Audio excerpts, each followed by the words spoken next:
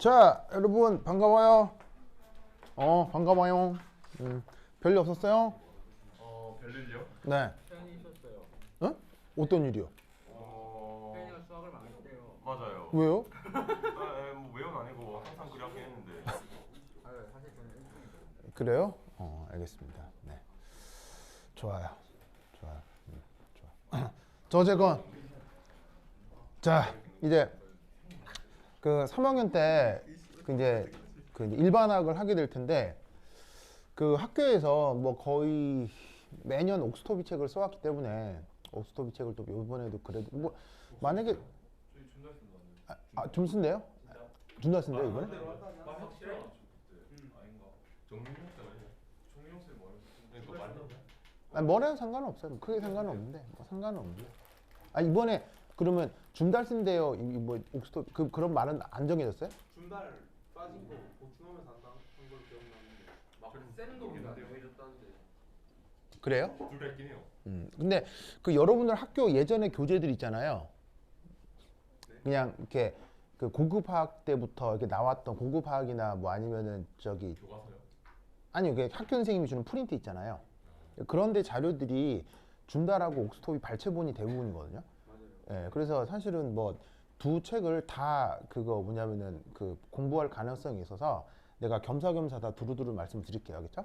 예, 그래서 옥스토비에 있는 내용, 준달에 있는 내용 웬만하면 다 그냥 공통적으로 나오는 건 다 말씀드릴게요.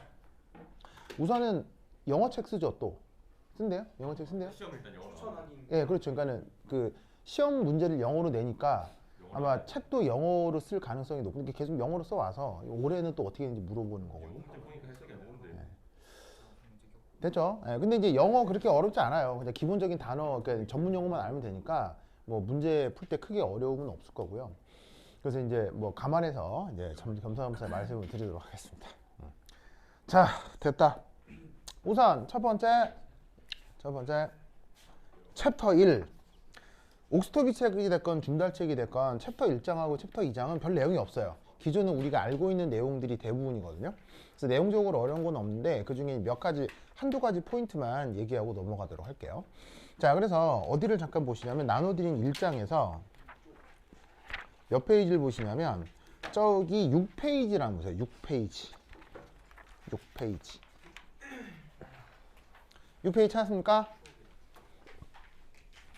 6페이지 찾았어요? 아이 뭐야. 자, 6페이지 보면 누구에 대한 얘기가 나오냐면 원자라고 하는 물질 안에 중요한 구성성분 중 하나 전자가 있죠. 이 전자와 관련된 아주 중요한 물리학적 실험이 두 개가 있는데 첫 번째가 그 톰슨의 음극선 실험이에요. 그래서 톰슨의 음극선 실험 같은 경우는 사실 물리 시간에 배우죠. 이렇게 막 뭐 전기장, 자기장 걸어가지고 이렇게 휘고 막 하잖아. 이렇게 뭐 이렇게 하잖아. 그래서 이렇게 휘는 각도나 거리 이렇게 하면은 비전화 계산할 수 있고 하는 거 알죠? 질량하고 전압이 기억나시죠? 그래서 톰슨이 그 비전화 계산해가지고 노벨상 받죠, 그렇죠? 그래서 그 내용이 지금 여기 소개가 되는데 이게 물리 시간에만 나오는 게 아니라 일반화학 책에도 이 얘기가 나와요. 근데 그 교사에 따라서 이 음극선 실험을 화학 교사가 음극선 실험을 시험에 내는 사람이 있고 안 내는 사람이 있거든요. 오케이? 네. 이거 왜냐면 이건 뭐 물리 시간에 배우는 거 아니냐고 넘어가는 사람이 있고 그게 아니라 화학 책에 나오니까 시험 문제를 내는 사람이 있어요. 그래서 그 나중에 학교에 가셔서 교사가 이 톰슨의 음극선 실험을 하는지 안 하는지에 따라서 이걸 공부하고 말고 하면 되는 거예요. 교사가 그냥 넘어가면 넘어가시고요. 교사가 음극선 실험에 대해서 강조를 하면 그때 다시 공부를 하라 이런 얘기죠. 알겠죠? 그리고 이 전자에 관련돼서 또 하나 중요한 내용 중에 하나가 바로 밀리칸의 기름방울 실험이에요. 밀리칸의 기름방울 실험 물리 시간에 배웠어요? 화학 시간 했어요? 했어요? 1학년 때 했어요? 오케이. 그럼 이 밀리칸의 기름방울 실험 같은 경우 어떻게 돼요? 기름방울 실험 같은 경우는 기름을 조그맣게 분무를 시켜가지고 공기 중에서 이렇게 자유낙하를 시키죠. 근데 자유낙하를 시켜도 기름방울이 가속되어 등속이에요. 등속이죠. 이유는? 그만큼 전기력이 아니요, 그냥 기름방울이. 그냥 기름방울 팍 분무해도 얘가 가속으로 떨어져요, 등속으로 떨어져? 등속으로 떨어지죠? 왜? 그리고 예. 저항력. 네, 바로 저항력 때문에요. 공기하고의 마찰력 혹은 저항력 때문에. 그러니까 기름방울이 중력 때문에 밑으로 내려가긴 하겠죠. 밑으로 내려가긴 하겠지만 내려가면서 공기하고 쓸린다고요. 뭐 그거를 뭐 저항력이라고 해도 되고 마찰력이라고 해도 되고. 그래서 그 기체가 그러니까 액체 방울이 중력 때문에 내려가지만 저항력 때문에 이 둘의 힘이 균일해지면 얘가 떨어질 때 어떻게 돼? 가속이 아니라 등속으로 쭉 떨어진다고요. 이렇게 가속이 아니라 등속으로 떨어질 때의 그 종단 속도를 한번 측정을 하고, 그다음 두 번째 여기다가 전기장을 딱 걸죠. 전기장을 딱 걸어버리면 보통 기름방울이 마이너스로 대전이 되기 때문에 그 기름방울이 떨어지다가 위쪽을 플러스극 아래쪽을 마이너스극으로 전기장을 걸면 떨어지는 기름방울이 어떻게 돼요? 거꾸로 올라가는 거죠. 거꾸로 올라가거나 혹은 스탑할 수 있어요. 그래서 거꾸로 올라갈 때의 또 종단 속도를 측정할 수도 있고 아니면 스탑하는 순간에 전기장을 측정할 수도 있고, 그러면 이런 데이터를 막 조합하면 결국 그 기름방울에 대전되어 있는 뭐를 알아낼 수 있다? 전하량을 알아낼 수 있죠. 아주 유명한 실험이죠. 이 또한 화학책에 소개가 돼요. 화학책에 소개가 돼서 당연히 물리 시간에 배우는 거지만 화학책에 소개가 돼서 교사마다 이걸 수업 시간에 하는 사람이 있고 안 하는 사람이 있거든요. 화학 교사가. 만약에 교사가 나는 이거 화학 시간에 이걸 한다는 건 좀 에반인 것 같거든요. 왜냐면 아무리 봐도 너무 물리적이지 뭐 굳이 뭐 이거 화학이 해야 하나 싶은데 교사마다 하는 사람이 있어요. 그래서 하게 되면 여기에 내가 정리를 잘 해놨어요. 알겠죠? 요 순서 그대로 유도하면 돼. 알겠지? 보통 밀리칸의 기름방울 실험 시험 문제 어떻게 내냐면요. 요렇게 유도하시오가 나와. 요 순서대로 유도해 보시오가 나와. 그럼 최종적으로 이상하게 나와 있는 요 수식 있잖아. 이걸 유도하면 돼. 그 순서가 여기 쭉 나와 있으니까 혹시나 교사가 이걸 하게 되면 이걸 하면 돼. 알겠죠? 그렇죠. 근데 이게 내가 봤을 때 지금 그냥 넘어가려고 하는 이유는 너무 물리지 않나 싶어서 그냥 넘어가고 나중에 학교 중에 하면 그때 당시 다시 언급을 하겠습니다. 알겠죠? 그래서 하여튼 여기 있다는 걸 알아둬. 알겠지? 자, 그래서 이제 오늘 내가 강조하고 싶은 거는 쭉 넘어가서 화학 시험에 이제 억수로 많이 나오는 거. 11페이지에 4.7입니다. 11페이지에 4.7. 자, 앞으로 웬만한 전문 용어는 다 영어로 쓰도록 할게요. 알겠죠? 영어로 쓰도록 할게요. 자, 이제 뭘 해볼 거냐? 4.7에는 매스 스펙트로메트리 라고 하는 게 나옵니다. 매스 스펙트로메트리. 자, 단어 공부를 하면 매스라고 하는 건 질량이고요. 여기 스펙트르라고 하는 건 어떤 어근이냐면 퍼짐이에요. 퍼짐. 뭐 한자말로는 분산 이렇게 이제 번역할 수도 있는데 그 뭐 하여튼 여하튼 퍼짐, 분산 이렇게 번역을 할 수 있어요. 뭐냐면 뭐 이렇게 축 흐트러져 있는 거 이런 모든 상황에 대해서 영어 어근 스펙트르라는 어근을 써요. 알겠죠? 그럼 이게 뭐가 퍼져 있다는지는 이따 조금 있다가 보게 될 거예요. 그 다음에 뒤에 메트르라는 말이 나와요. 메트르. 어근상 메트르가 나오면 무조건 뭐다? 무조건 측정이란 뜻이에요. 측정. 아시겠죠? 측정이란 뜻이에요. 그리고 끝에 RY가 나오죠? 이거는 그러한 체계를 뜻해요. 그래서 질량이 얼마나 퍼져 있는지를 측정하는 체계. 알겠죠? 그걸 영어로 매스 스펙트로메트리라고 하고 그걸 우리말 번역으로는 질량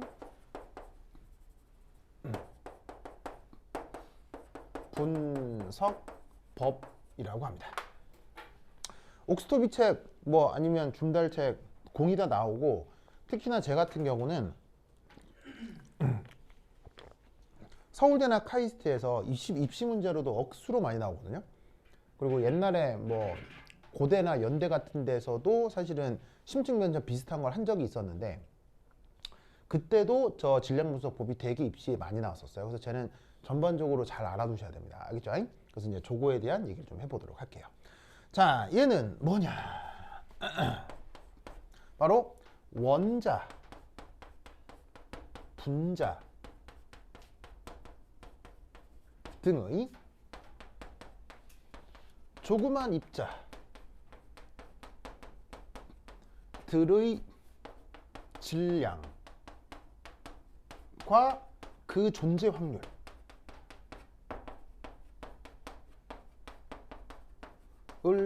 직접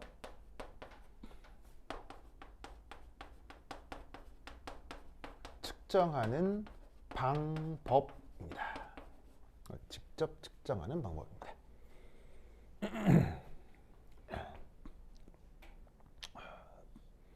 아시겠죠? 그렇죠. 직접 측정하는 방법이다.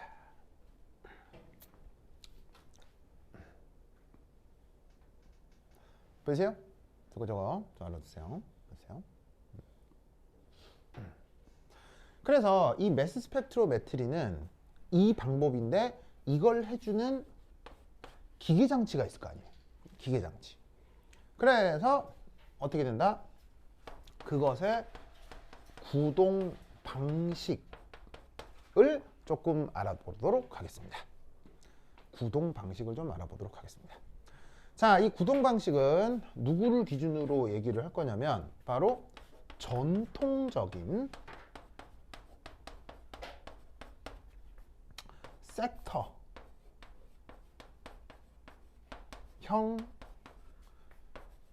매스 스펙트로미터 기준으로 설명을 드리도록 할게요. 자, 이게 전통적인이란 말이 있는데 이게 이제 왜 전통적이냐면 이게 1950년대에 개발이 됐어요. 2차 대전 끝나고 이게 기계 장치로 이렇게 개발이 된 거여서 되게 옛날부터 있어 왔던 거거든요. 전통적인 거라고 썼고, 그다음에 여기에 단어가 매스 스펙트로미터라고 돼 있죠. 그러면 단어가 다 똑같아요. 단어가 똑같은데 맨 끝에 뒤에 ER이라고 붙죠. 기계. 네, 바로 뭐냐면 그런 측정 장비, 기계를 뜻할 때 끝 어근에 ER 이렇게 써주는 거예요. 알겠죠? 그래서 얘는 질량 분석기 이렇게 번역하면 되는 거죠. 알겠죠? 질량 분석기를 매스 스펙트로미터 이렇게 표현해 주면 돼요. 됐죠? 됐죠? 그래서 거기 이제 어떤 걸 보시냐면 교재에 나와 있는 그림 6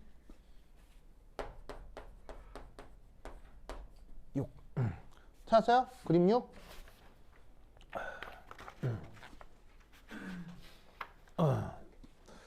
그림 6 찾았습니까? 그러니까 이렇게 생겨먹은 거 요거 요걸 이제 한번 생각해 보도록 하겠습니다. 알겠습니다.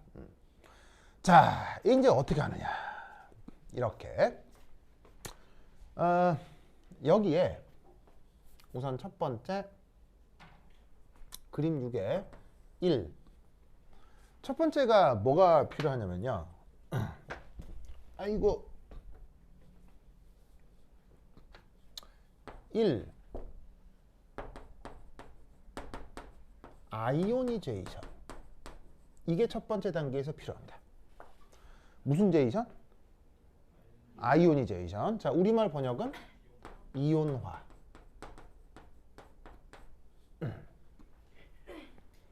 자, 이 이온화에서 뭘 어떻게 해주냐면 첫 번째 뭘 준비하느냐? 짜잔. 고에너지 전자총을 준비합니다.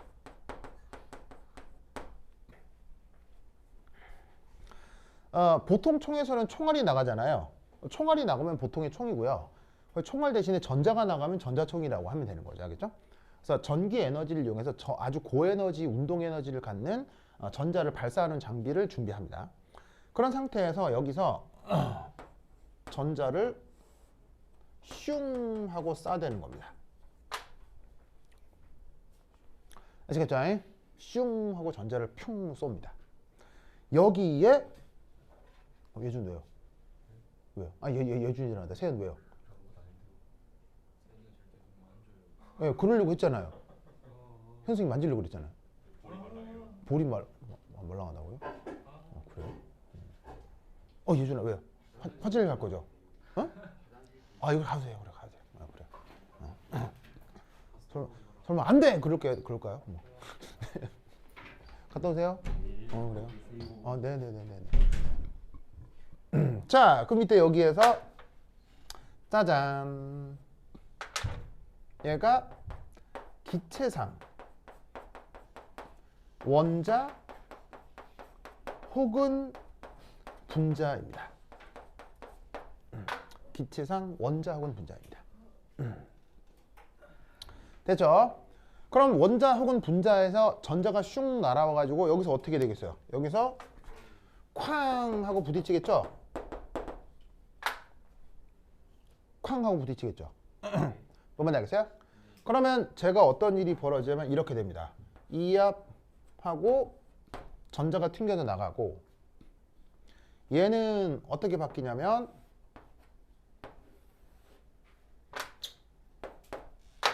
플러스 이온하고 전자가 이렇게 다시 떨어져 나가게 되는 거죠.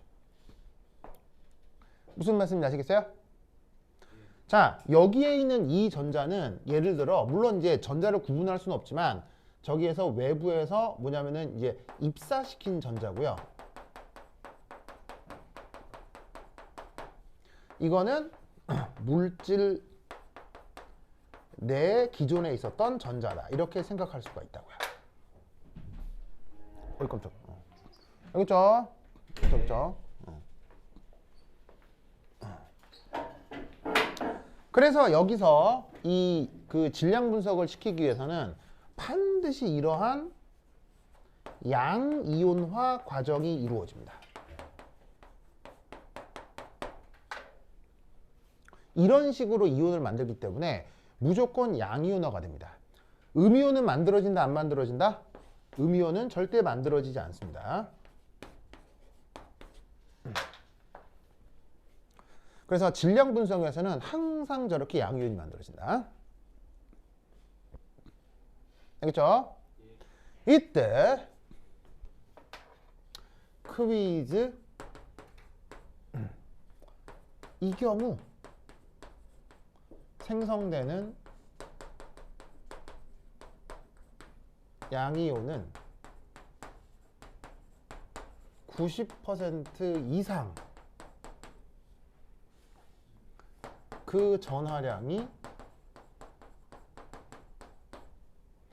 1 플러스 혹은 2 플러스다.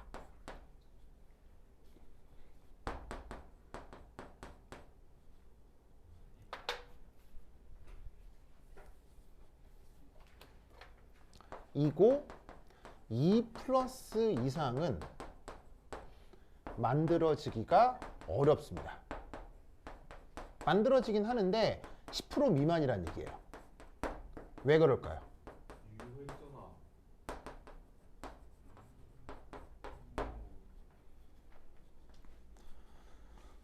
자, 양이온은 2 플러스 3 플러스 양이온도 있잖아요. 그리고 왜 음이온 말고 양이온 만들어지는지 알겠죠? 음이온 안 되는 건 알겠어요? 전자 던져가지고 그러니까 일종의 구슬치기 하는 거예요. 어렸을 때 구슬치기 해봤나요, 여러분들? 아니요. 안 해봤어요? 서인이 구슬치기 해봤어요? 안 해봤어요? 혜정아 구슬치기. 혜정 빠친코. 이렇게 돈 넣고 딱 이렇게 이렇게 그렇지. 네? 돌려요? 예, 그런 종류가 되게 많아요. 여러 가지 기계가 있는데 하여튼 어떻게 알아요? 어떻게 알아요? 비밀이라고요? 그래요? 그럼 어떻게 알아요? 그런 얘기 어떻게 알아요? 그래요? 알겠습니다. 지금 막 왕구슬 버릴 때 팔았었는데. 그렇죠. 쇠구슬요. 주방구에서. 예, 쇠구슬 그런 거. 맞아. 아주 큰 구슬도 있죠. 그래서 구슬치기 구슬 모아놓은 다음에 구슬 딱 치면은 탁 맞고 튕겨나가고 던진 것도 튕겨나가고 하잖아요. 운동량 보존 때문에. 그러니까 외부에서 고에너지 전자를 던져서 이온을 만들기 때문에 음이온이 만들어지기는 어려워요. 알겠어요? 양이온이 무조건 만들어진다고. 양이온에다가 전자를 한 번 더 던져야지 입가가 되잖아요. 근데 결합을 해버려요. 아, 결합이요? 결합을 하기에는 고에너지를 쓰면 되죠. 두 개가 튕겨져 한 개를 쌓았는데 두 개가 튕겨 나가기는 힘들지 않을까? 그 왜 힘드냐고요? 유효했잖아. 유효했잖아? 그러니까 아, 비슷해. 근데 조금 더 명확한 표현으로, 그러니까 누구나 알 수 있는 표현으로. 이온화 에너지. 어, 2차 이온화 에너지가 커요. 정답. 바로 뭐냐면은 순차적 이온화 에너지라는 말 있죠.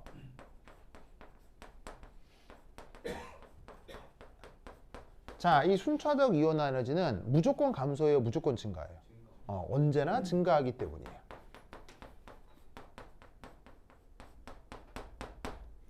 만약 2 플러스 양이온을 만들고 싶다.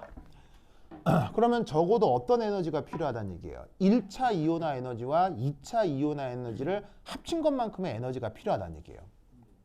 무슨 말인지 알겠죠? 그렇다면 저 고에너지 전자총의 에너지가 더 커야 된다는 얘기예요? 작아야 된다는 얘기예요? 급격하게 더 커져야 된다는 얘기죠. 그러면 기계 만들 때 저 장비 가격이 싸지겠어요? 비싸지겠어요? 점점 비싸지겠죠. 그러니까 회사에서 저 기계를 만들 때 굳이 2 플러스 3 플러스를 만들 수 있을 정도의 장비를 클라이언트들이 그렇게 요구하진 않는다 이런 말이에요. 그러니까 그냥 1 플러스 정도의 이온화만 될 수 있는 정도의 전자총이 달려있는 기기가 대부분이라 이런 말이에요. 알겠죠? 그래서 저 이온화 과정에서 사실은 이온화가 랜덤하게 되는 건 맞지만 거의 90% 1 플러스로 정해진다라고 보면 돼요. 알겠죠? 물론 우연찮게 소량 2 플러스가 나오는 경우도 있긴 있어요. 여하튼 알아두세요. 알겠죠? 알겠죠? 그리고 나서 이 생성된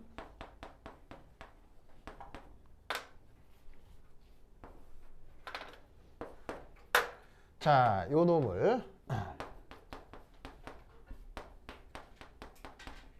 전기장 속으로 입사시킵니다. 전기장 속으로 이제 집어넣습니다. 지금 만들어졌잖아요? 얘를. 그러니까 쭉 날아가서 어느 전기장 속으로 들어가게 만들어주는 거예요. 알겠죠? 자, 그러면 그 전기장 속에서 이제 어떤 일이 벌어지느냐? 자, 여기 줄게요. 준다. 여기 줄게요. 이쭈.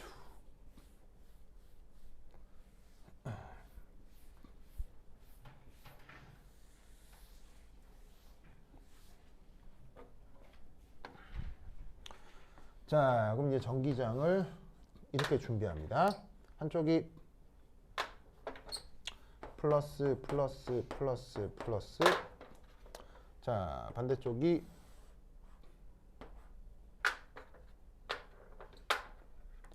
마이너스.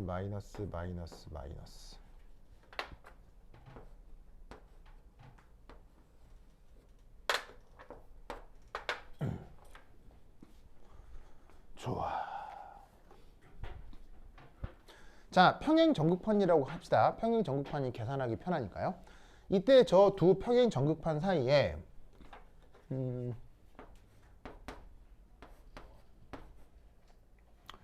전위차를 V라고 합시다. 그럼 이 상태에서 요 놈의 편의상 전하량을 Q라고 하죠. 근데 이제 이게 보통 어떻게 된다고요? 1 플러스가 되는 거고요. 보통. 자, 그리고 얘의 질량은 M이라고 하죠. 그럼 여기에서 이압하고 슝하고 가속이 되겠죠? 맞죠? 그럼 슝하고 가속이 된 상태에서 여기서 얘가 마이너스 극판에 조그맣게 군형을 뚫어둡니다. 물리학 전문용어로는 슬릿 이런 걸 뚫어둡니다. 서유? 선생님 힘들어요? 진짜로요? 선생님 괜찮아요? 그래요. 그래 써도 되죠. 그렇죠. 그래. 그럼 서윤이가 이거 설명해 줄래요? 잠도 깰 겸? 네? 이거 잘할 수 있잖아요. 서윤이가 설명해 줄래요? 그다음 어떻게 되는지? 다음에요? 좋겠죠? 뭐라고요? 마이너스에? 자, 서윤 저 설명해 주세요. 잘 모르겠어요. 어? 좋아. 그래. 힘세다잉. 뭐라고요? 자, 어떻게 됩니까? 슝 하고 가속된 상태에서 이게 군형을 뚫어놔요.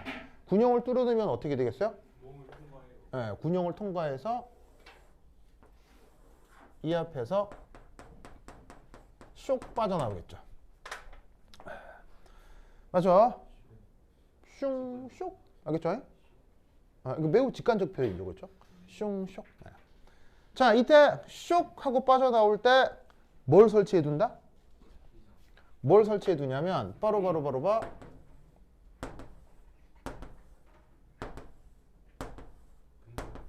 이런 식의 외부 자기장을 설치합니다. 그래서 외부 자기장이 설치되는 새로운 영역으로 저 플러스 입자를 빠져나오게 만들어 주는 거죠. 알겠죠? 그러면 여러분 이 쇽이 뭐예요? 이 쇽 이게 뭐예요? 저기 그거 전류죠. 예준이 대단해요. 대단해요. 이 쇽이라는 게 전류죠.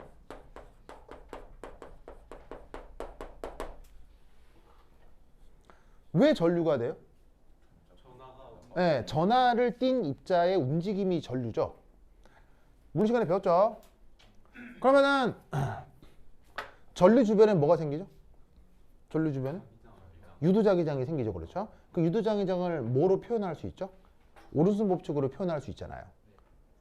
왜 유도자기장엔 이 방향으로 자기장이 생기죠? 전차가 돌아요. 왜 전류 주변엔 유도자기장이 이렇게 생기죠? 그럴 수 있죠. 모릅니다. 왜 이렇게 생긴지 이유 몰라요. 그거 알면 노벨상. 네, 이거 알면 노벨상이 아니고 노벨상 정도가 아니고요. 신입니다. 그걸 알면 이게 신입니다. 알겠어요? 네. 이제부터 저번에 뭐 하면 근데 이제 신이 되겠어. 네, 근데 이제 그런 건 너무 근본적인 얘기라서 신이 되기는 어렵죠. 굶어 죽겠다. 그러니까 정말 그런 걸 알아내기는 어렵죠. 네. 알겠죠? 알겠죠? 네. 말이 없어. 갑자기 신 얘기하니까 A와 생각이 나네. A와. 몰라요? 아바타 안 봤어요? 아바타? 봤어요. 본 사람? 저는 공부하느라 못 봤어요. 아무도 안 봤어요? 영화 보고 싶었는데 그래요? 이거 끝나고 가면 되잖아. 그럼 시간이 빡센가? 빡빡한가? 3시간이잖아요. 러닝 타임. 3시간 12분.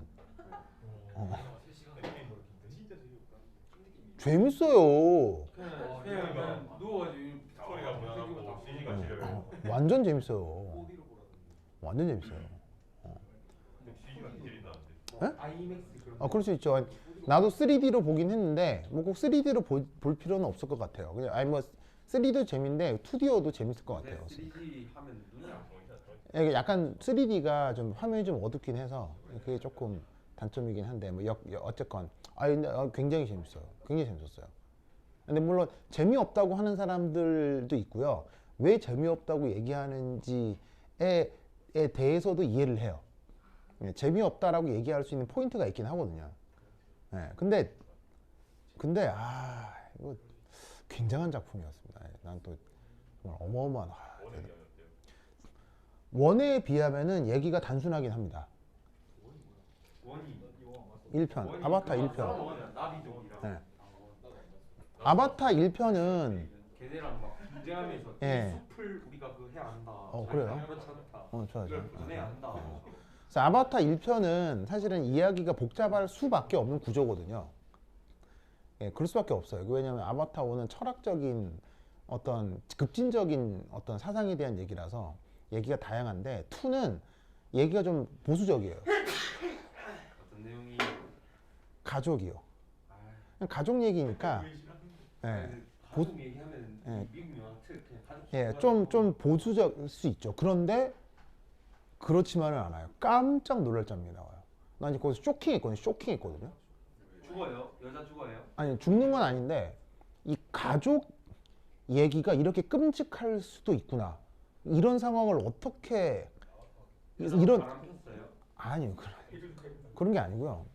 그런 게 아니고 이 가족을 지키기 위해서 이렇게 인간이 무서워질 수 있나?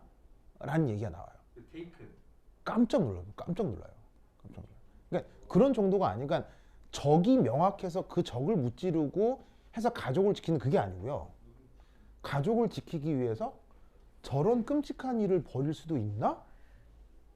그리고 그게 과연 끔찍한 일인가? 아닌가를 되게 생각하게 하는 기가 막힌 장면이 하나 있어요. 예, 거기서 난 깜짝 놀랐거든요. 그러니까 어떻게 저럴 수 있지 하는 장면이 있는데 하여튼 기회가 되면 꼭 보시면 예? 선생님 하실 수 있어요? 글쎄요. 쉽진 않은데 엄마는 가능할 수 있을 것 같아요.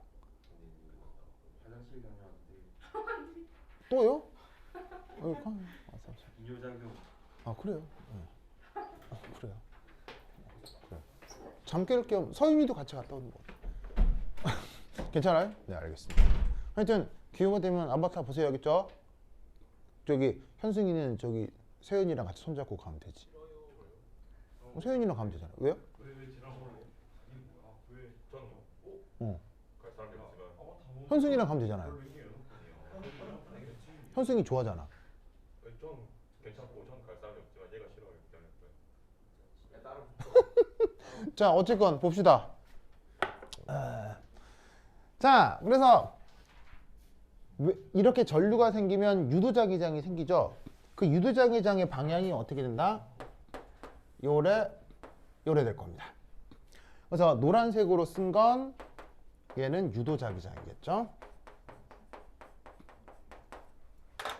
그럼 여기서 외부자기장과 유도자기장에 보강간섭이 나타나고 유도자기장과 외부자기장에 상쇄간섭이 나타나겠죠. 맞나요? 그러면 필드가 밀도가 커지고 밀도가 작아져서 필드 사이에 불균형이 생기면 무슨 현상이 나타나죠? 필드 사이에 불균형이 생기면 물리학적으로 무슨 현상이 나타난다고 얘기를 하죠? 표현하죠? 네? 예, 그것도 맞습니다. 그것도 맞는데 물리학적으로는 필드에 불균형이 생기면 그 사이에서 뭐가 만들어지는 거예요? 에너지. 바로 힘이 생기죠? 힘이 발생하죠?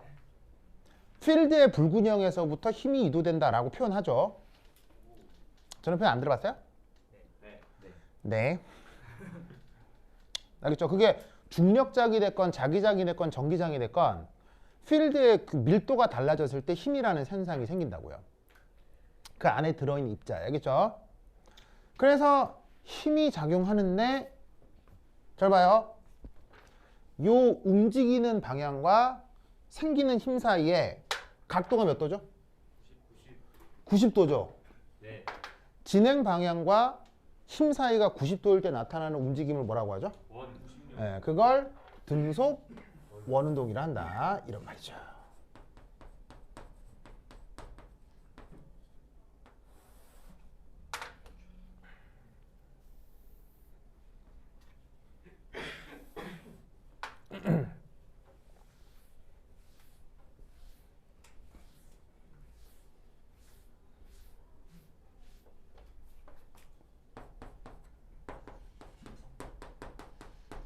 그래서 진행 방향에 수직하게 힘이 생기기 때문에 이땐 등속 원운동을 하게 된다. 이때 여기서 그 회전 반경을 R이라고 하자.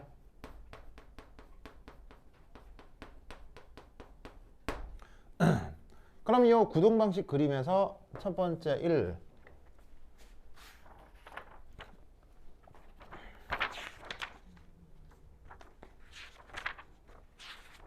어디 갔나? 자, 우선 첫 번째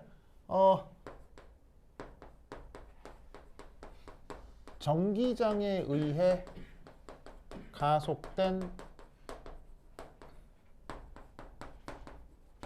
운동 에너지. 자, 어떻게 표현할 수 있냐면 2분의 1 mv 제곱인데 그게 qv랑 같아야 되겠죠? 맞죠? 그래서 운동 에너지가 뭐 때문에 생겼다? 이렇게 이제 전기 에너지 때문에 생겼다. 이렇게 표현을 할 수 있고. 자, 그 다음에 자, 자기장 속에서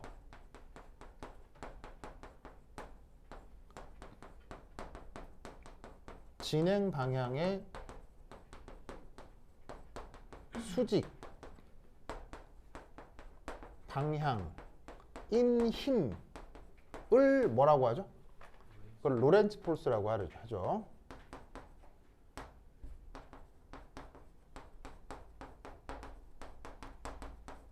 그 로렌츠 폴스가 어떻게?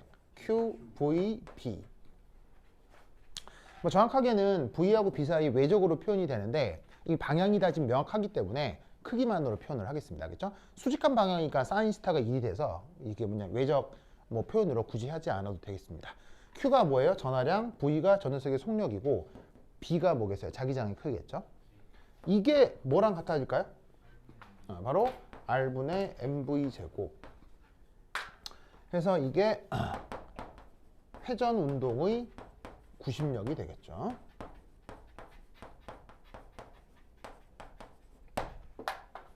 그래서 주어져 있는 요식하고 요식을 열심히 이렇게 저렇게 곱하기 나누기 막 해주면 최종적인 결론을 뭐를 얻을 수가 있다. 바로 짜잔. 한 다음에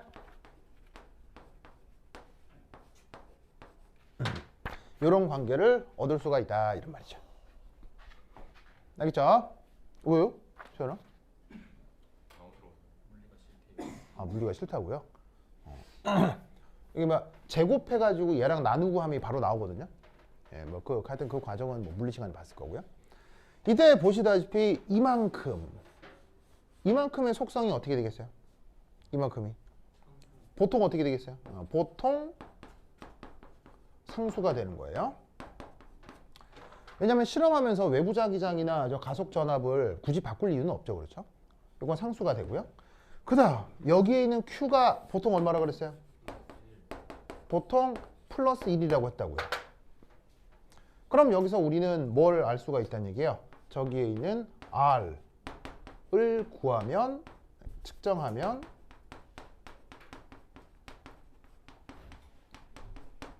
M을 알 수가 있는 거죠. 아시겠죠? 그래서 이렇게 구동되는 게 바로 전형적인 매스 스펙트로미터의 구조가 되겠습니다. 텐차인 좀 논리를 알아두시기 바랍니다. 자, 쓰시고.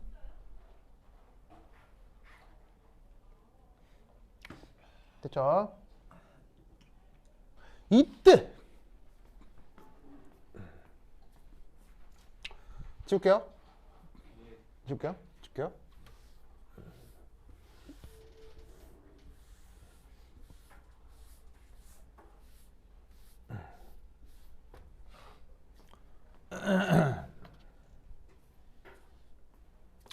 3. 매스 스펙트럼의 분석.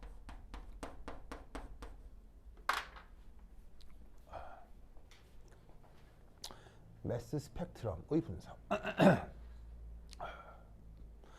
자, 이게 매스 스펙트럼의 분석, 이게 이제 뭐냐?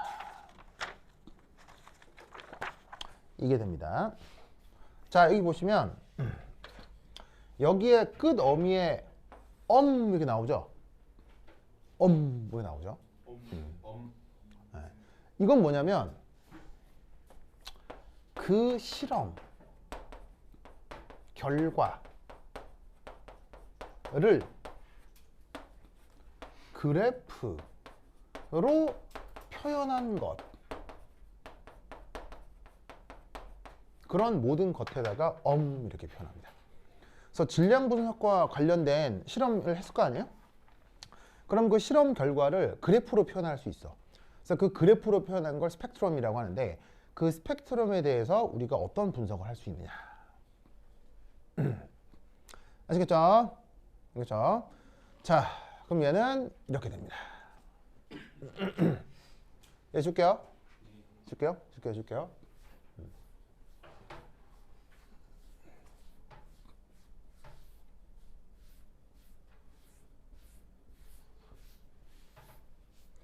자, 그러면서 거기에 연습 문제 몇 번이 있냐면 연습 문제 9번 9번 있겠습니다. 연습 문제 9번. 자, 이 연습 문제 9번에 대한 얘기를 할 건데요.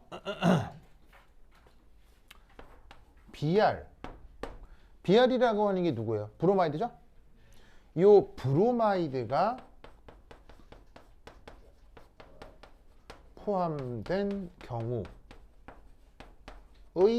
분석을 좀 해보도록 하겠습니다.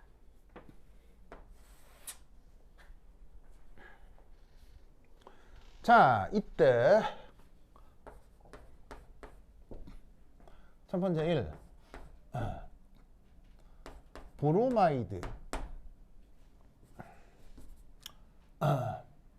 동위원소의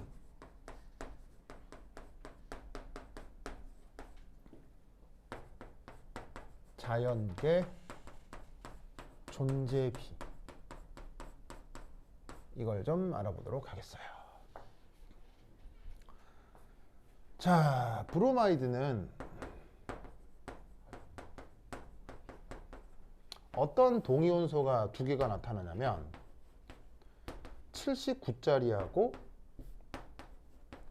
81짜리가 두 가지가 존재합니다. 그냥 전 우주를 뒤져서 사람들이 다 알아낸 거예요. 그래서 브로마이드는 다른 동위원소 말고 79하고 81 두 가지가 있습니다. 동위원소의 뜻은 알죠? 설마 뭐 동위원소 모르진 않을 거고. 이제 저 둘이 우리 자연계에 얼마의 확률로 존재하냐면 짜잔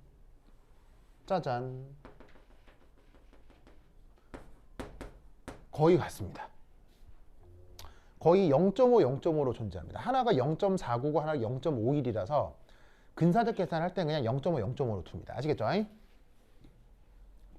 알겠습니까? 그래서 그 확률을 편의상 각각 Q 그 확률을 각각 P, Q라고 하겠습니다. P도 Q도 각각 얼마라고요? 0.5, 0.5인데 그걸 그냥 문자로 PQ라고 하겠다 이런 얘기죠. 당연히 확률이니까 둘 다 더하면 뭐고요? 1이고요. 알겠죠? 자, 그럼 이때 여기서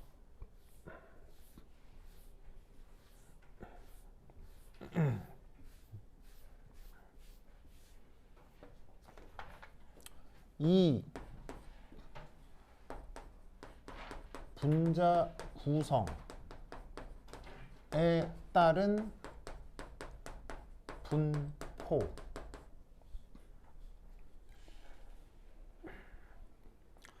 자, 이때 편의상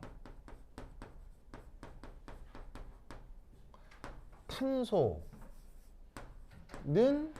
탄소 12, 수소는 수소 1 분으로 가정하도록 하겠습니다. 물론 탄소는 동위원소 뭐도 실제로 있죠? 13도 있고요. 수소도 동위원소 2가 있어요. 있는데 편의상 계산의 편의를 위해서 12, 1만 있다고 가정하겠습니다. 알겠죠? 자, 그럼 이따 첫 번째 example 1 CH3Br CH3Br 보이세요? 자, 보이세요? 자, 그럼 이때 이 녀석 같은 경우 첫 번째 1 가능한 분자량 분포 가능한 분자량 분포. 자, 첫 번째가 뭐가 가능할 거냐면요. 탄소 12, 수소는 1인데 브로마이드가 79일 수도 있고 82일 수도 있는 거죠. 맞죠? 맞죠? 그래서 이 두 개 계산하면 어떻게 돼요? 자, 위에 거 계산하면 얼마예요?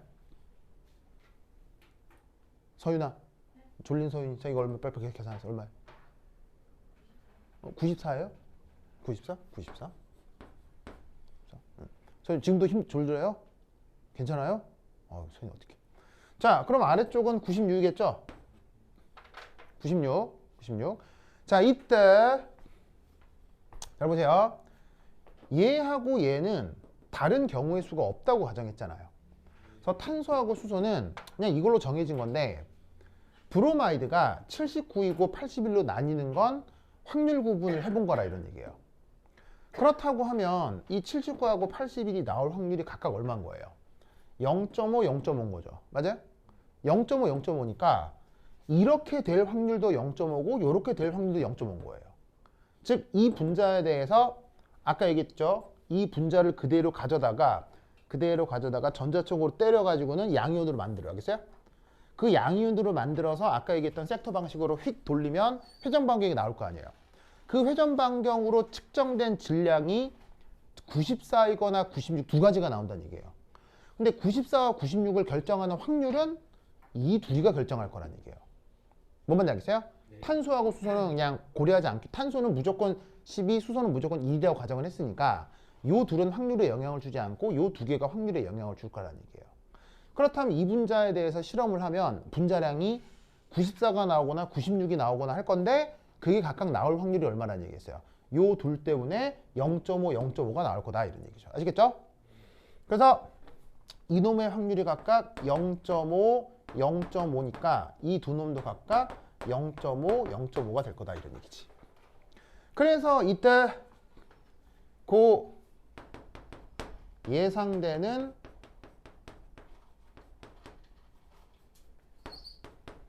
스펙트럼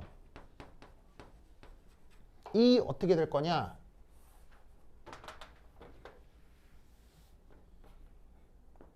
자, 여기가 분자량이고 여기가 확률이라고 할 때 94와 96 두 가지 분자량이 측정되는 거예요. 요 놈에 대해서 실험을 했을 때 그때의 확률이 각각 어떻게? 얘도 둘 다 0.5로 나온다는 거라고. 알겠죠? 다음 뭐 여기까지 되게 어려운 거예요? 뭐 당연한 거예요? 당연하죠. 근데 이때 이제 패턴이 약간씩 이제 바뀌는 거예요. 브로마이드가 이제 두 개 들어가. 0.25, 0.5. 자, 두 개 들어가. 자, 두 개가 들어가면 가능한 분자량 패턴이 어떻게 되겠어요? 93. 여러 가지. 자, 그러면 자 봅시다. 여러 가지라고요?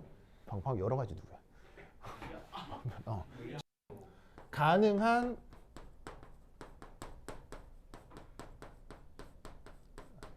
분자량 분포.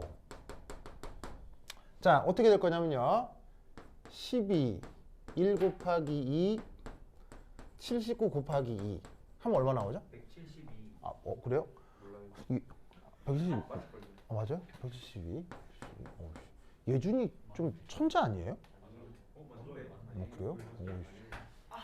대단한데요? 멋져요? 멋져? 하면 80 되고. 그런가요? 그 다음 또 가능한 건 12 더하기 1 곱하기 2 한 다음에 79 더하기 81 이게 가능하죠? 그러면 174인가? 맞죠? 그 다음 12 더하기 1 곱하기 2 한 다음에 81 곱하기 2 되죠? 176. 그러면 176인 거죠. 맞죠? 그럼 이때 우리는 여기서 어떤 계산을 하나를 해볼 수가 있냐면 이런 계산을 하나 해볼 수가 있어요. 전체적인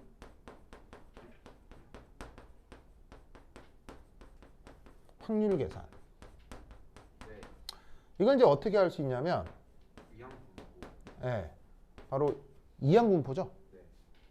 그래서 이제 얘를 전개하면 어떻게 돼요? P제곱 P제곱, EPQ, Q제곱. 그래서 P하고 Q를 각각 0.5로 뒀잖아요. 0.5로 뒀기 때문에 각각의 값이 어떻게 되겠어요? 2대2. 얘는 0.25, 0.5, 0.25. 알겠죠? 거기서 봤던 것 같은데 재작년도 카이스트. 네, 맞습니다. 네, 맞습니다. 네. 그래서 요 세 개, 요 보이시죠? 요거. 그럼 이 0.25, 0.5, 0.25의 의미가 뭐예요? 자, 누구에 대한 확률이냐면 여기에 있는 172의 확률인 거예요. 그리고 얘는 174, 176의 확률인 거죠. 즉 분자량이 이게 나올 확률 요거, 이게 확률, 요거, 이게 확률이 되는 거죠. 그럼 이때 여기서 그림을 그리면 어떻게 표현되겠어요? 자, 세 번째 예상되는 스펙트럼. 어떻게 표현할 수 있다?